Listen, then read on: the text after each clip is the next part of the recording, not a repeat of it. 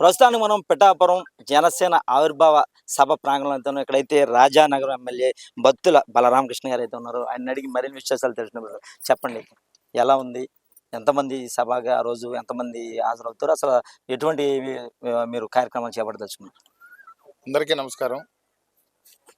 ఈరోజు మన రాష్ట్రంలో అతిపెద్ద పండక్కి శ్రీకారం చుట్టినటువంటి పరిస్థితిని మనం చూస్తున్నాం. గత 5 ఏళ్లుగా నిరంకుశ దుర్మార్గ దుష్టుడి పరిపాలన సాగింది. ఆర్థికంగా అంతా కూడా విధ్వంసం జరిగింది. అదేవిధంగా చూస్తే మహిళలపై అగత్యాలు జరిగినాయి. ఎంతోమందిని చిన్నపిల్లలు సైతం కూడా ఎన్నో విధాలుగా ఇబ్బందులు పెట్టిన పరిస్థితులు మనం చూసాం.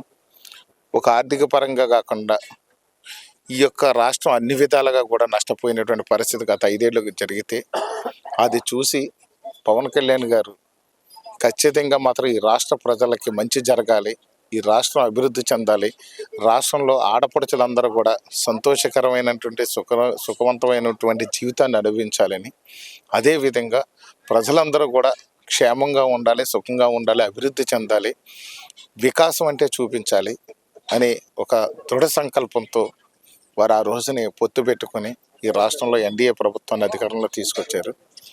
దాంతోపాటు ఈ దేశంలో కూడా ఎన్డీఏ ప్రభుత్వం అధికారంలో రావడానికి వారు చాలా శక్తివంచన లేకుండా కష్టపడి ఈ యొక్క దేశ ప్రధాన సైతం ప్రశంసించబడే వ్యక్తిగా ప్రపంచ దేశాలన్నీ కూడా మన రాష్ట్రం వైపు, మన అధ్యక్షులు పవన్ కళ్యాణ్ గారి వైపు చూసే విధంగా చరిత్ర చాటుకుంది అని అంటే ఇదొక జనసేన పార్టీ యొక్క గొప్పతనం అని ఈ సందర్భం తెలియచేయాలి.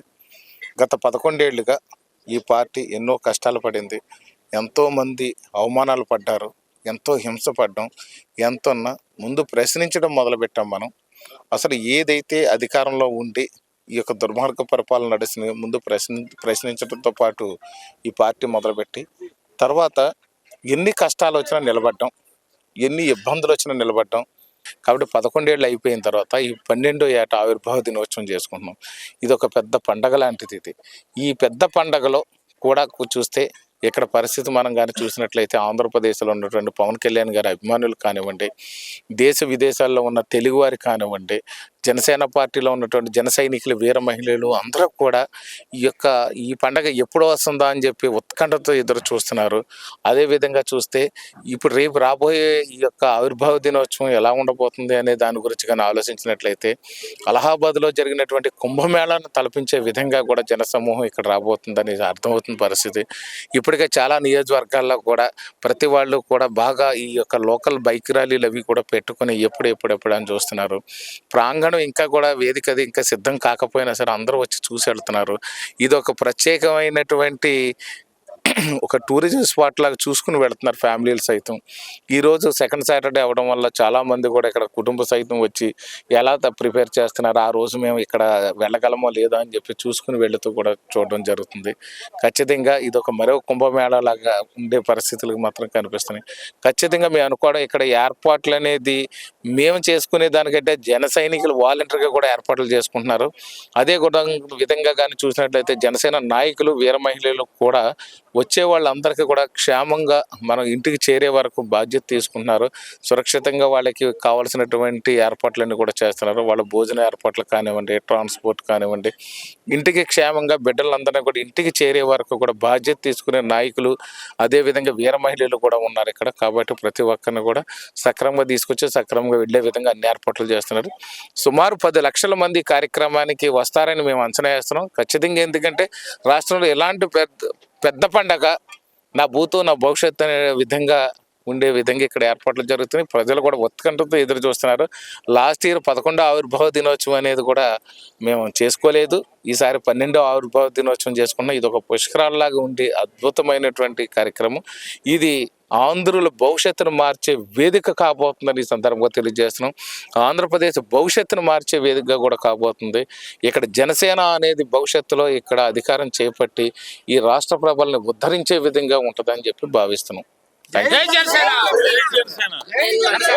అయితే ఇప్పటి వరకు ఏ రాజకీయ పార్టీ అయినా ప్రజల్ని ఇక్కడికైతే తీసుకొచ్చే ఏర్పాట్లు అయితే చేస్తున్నారు. మీరు తీసుకొచ్చే ఏర్పాట్లు చేస్తున్నారా, వాళ్ళే స్వచ్ఛందంగా వస్తారంటారా? మీరు ఇప్పటికీ గమనించి ఉండాలి, పవన్ కళ్యాణ్ గారు ఎప్పుడైనా సరే ఏదైనా మీటింగ్ ఉన్నదని అనౌన్స్ చేస్తే మేము ఎవరిని రిక్వెస్ట్ చేసి తీసుకొని వచ్చే పరిస్థితి లేదు. మిగతా రాజకీయ పార్టీలాగా ఈ రాజకీయ పార్టీ కాదు. ఎందుకంటే ఆయన పిలుపునివ్వగానే వెంటనే తొండలుగా మీరు సింపుల్గా ఇప్పుడు ఎగ్జాంపుల్ కింద ఇప్పుడు అన్న చెప్పారు, ఈ ప్రాంగణం ఎలాగున్నదనేసి చూడడానికి ఇప్పుడు తొండలుగా వస్తున్నారు అని అంటే మేము జనాల్ని తీసుకొని అంటే మా అంతలు మేము జనాలు తీసుకుని వచ్చే పరిస్థితిలో మేము ఉంటామని మీరు ఊహించక్కర్లేదు. ఆటోమేటిక్గా ఆ బళ్ళు మీద వస్తారు, వాళ్ళ వెహికల్స్ మీద వస్తారు. మొన్న ఎలక్షన్ కూడా వాళ్ళు సొంత డబ్బులు ఖర్చు పెట్టుకొని అక్కడెక్కడి నుంచో వచ్చి ఓట్లు వేసి వెళ్ళారు ఆయన పిలుపు మేరకు. మరి అలాంటిది ఇక్కడ సభకి మరి ఎక్కడి నుంచి ఎలాగొస్తారు అనేది మీరే చూడాలి. ఎందుకంటే చుట్టుపక్కల నుంచి అనేసి కాకుండా ఎక్కడ మారుమూల పార్వతీపురం లాంటి ఏరియాల నుంచి కూడా చాలా మంది, శ్రీకాకుళం ఏరియాల నుంచి కూడా చాలా మంది బస్సులు పెట్టుకొని అక్కడ ఉన్న నాయకులందరూ కూడా మేము వస్తాము, మాకు వెహికల్ పెట్టండి అని చెప్పి వాళ్ళు వచ్చి మమ్మల్ని గదమాయించి అడిగే పరిస్థితిలో ఈరోజు జనసేన పార్టీ ఉంది. కాబట్టి జనాల్ని తీసుకొని రావాల్సిన కర్మ అయితే మాకు లేదు. చెప్పండమ్మా, అసలు ఏర్పాట్లు ఎలా ఉన్నాయి? ఇంచుమించు మహిళలు వేరే మహిళలు ఎంతమంది వచ్చేలా ఉన్నారు, పురుషులు ఎంతమంది వచ్చేలా ఉన్నారు సుమారుగా?